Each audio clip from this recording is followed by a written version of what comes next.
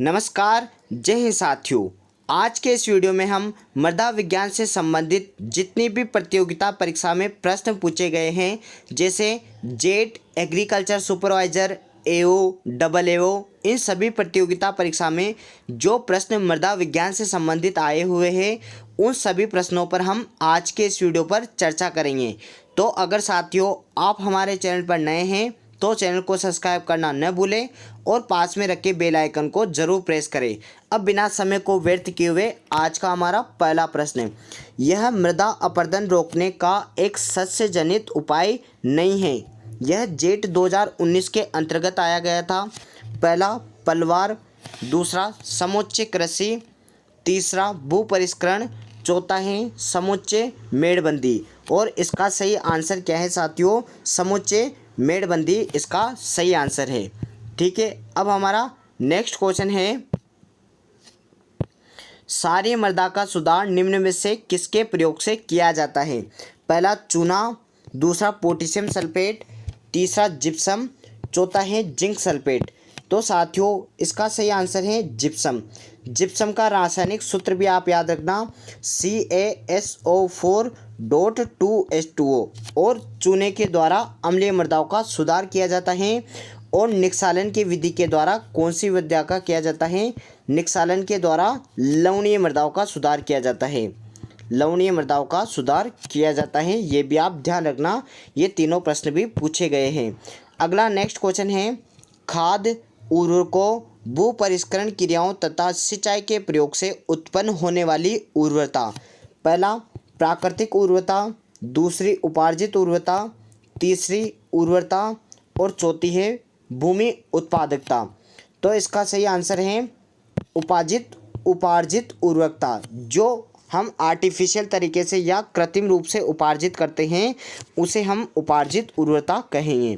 अब next question है, लवणीय क्षारीय मृदाओं की क्रमशः पीएच, विद्युत चालकता एवं विनिमयशील सोडियम प्रतिशतता होती है।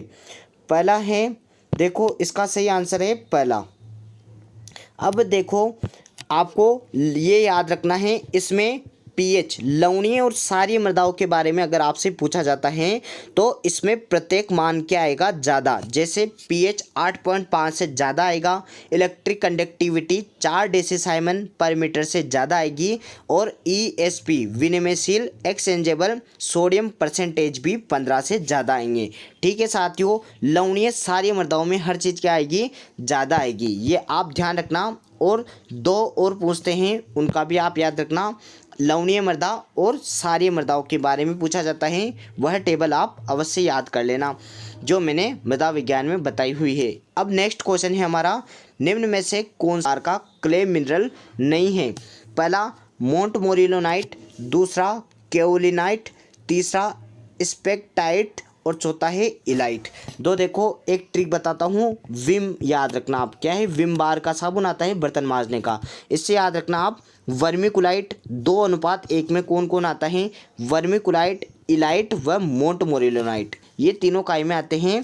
और स्पेक्टाइट भी इसके अंतर्गत आता है। केओलिनाइट कौन से प्रकार का है? 1:1 प्रकार का यह मृदा मिनरल है। कभी कभी आपसे 2:2 का भी पूछ लिया जाता है। क्या? 2:2 प्रकार का क्ले मिनरल कौन होता है? तो क्लोराइट होता है, ये भी आप ध्यान रखना। ठीक है साथियों, ये क्या है? क्ले मिनरल्स होते हैं, कोलाइड्स होते हैं। अब नेक्स्ट क्वेश्चन है हमारा, निम्न में से किस किस्म की मृदा में बड़े पोर स्पेस पाए जाते हैं? पहला चिकनी, दूसरी बलुई, तीसरी दोमट और चौथा है बलुई दोमट। तो साथियों इसका सही आंसर होगा, वह होगा बलुई या सैंडी सोयल के अंतर्गत क्या पाए जाते हैं? बड़े पोर स्पेस, मतलब ज़्यादा बड़े बड़े रंध्रावकाश पाए जाते हैं, ये आप ध्यान रखना। अगर काली मृदा में पूछा जाता है तो प्रतिशत रंध्रावकाश ज़्यादा पाए जाते हैं, 50 से 60%। किंतु अगर बड़े पोर स्पेस के बारे में अगर आपसे पूछता है तो बड़े पोर स्पेस बलुई या रेतीली मृदाओं में पाए जाते हैं। नेक्स्ट क्वेश्चन देखो, बलुई दोमट मृदा में निम्न में से किस पदार्थ की मात्रा अधिक होती है? पहला बालू, दूसरा सिल्ट, तीसरा चिकनी मृदा और चौथा उपयुक्त में से कोई नहीं। तो साथियों बलुई दोमट मृदा में किसकी अधिकता हो गई? बालू की अधिकता हो गई, क्योंकि दोमट मृदा क्या होती है? दो मिट्टियों से बनी होती है, रेत और क्ले से बनी होती है। अब बलुई दोमट है तो बलुई या बालू की या रेत की मात्रा इसमें क्या हो गई? ज़्यादा होगी। निम्न में से सबसे अपक्षय प्रतिरोधी मिनरल है? पहला कैल्साइट, दूसरा मॉस्कोवाइट, तीसरा फेल्सपार और चौथा है कैल्साइट। इसका सही आंसर है कैल्साइट। ओलिवाइन, ओलिवाइन क्या होता है? अपक्षय के प्रति प्रतिरोधी नहीं, संवेदनशील होता है। देखो प्रतिरोधी अगर पूछा जाता है तो क्वार्ट्ज आता है और ओलिवाइन आता है। ओलिवाइन अपक्षय के प्रति संवेदनशील होता है। ठीक है साथियों। और कैल्साइट भी क्या होता है? अपक्षय के प्रति संवेदनशील होता है, जबकि अपक्षय के प्रति प्रतिरोधी कौन होता है? क्वार्ट्ज होता है। ये भी आप ध्यान रखना। और भारतीय मृदाओं में सबसे ज़्यादा पाए जाने वाला ऑर्डर कौन सा है? वह भी आप याद रखना, इनसेप्टिसोल। कौन सा है? इनसेप्टिसोल। ठीक है साथियों। अगर आपको इसकी पीडीएफ चाहिए तो आप नीचे दिए गए डिस्क्रिप्शन बॉक्स से हमारी टेलीग्राम या व्हाट्सएप ग्रुप को ज्वाइन कर ले, वहाँ पर मैं इसकी पीडीएफ भी डाल दूंगा, तो आप इन कटिंग से भी अपनी तैयारी कर सकते हैं। अब देखो नेक्स्ट क्वेश्चन है, मृदा में फील्ड कैपेसिटी पर नमी पाई जाती है? पहला सिंचाई के 48 से 72 घंटे बाद, सिंचाई के 12 से 14 घंटे बाद, सिंचाई के तुरंत बाद और चौथा है सिंचाई से पहले। ये देखो मृदा जल से क्वेश्चन आया हुआ है, इसका सही आंसर है सिंचाई के 48 से 72 घंटे बाद, या आपसे वह ऐसे भी दे सकता है सिंचाई के 2 या 3 दिन बाद। ठीक है, 2 दिन के 48 घंटे होते हैं, 3 दिन के 72 घंटे होते हैं। जैसे आज आपने सिंचाई कर दी तो आज से 2-3 दिन बाद क्या फील्ड कैपेसिटी या क्षेत्र क्षमता नापी जा सकती है। ठीक है साथियों, क्षेत्र क्षमता कितने बार पर आती है ये आप मुझे कमेंट बॉक्स में कमेंट करके बताएं।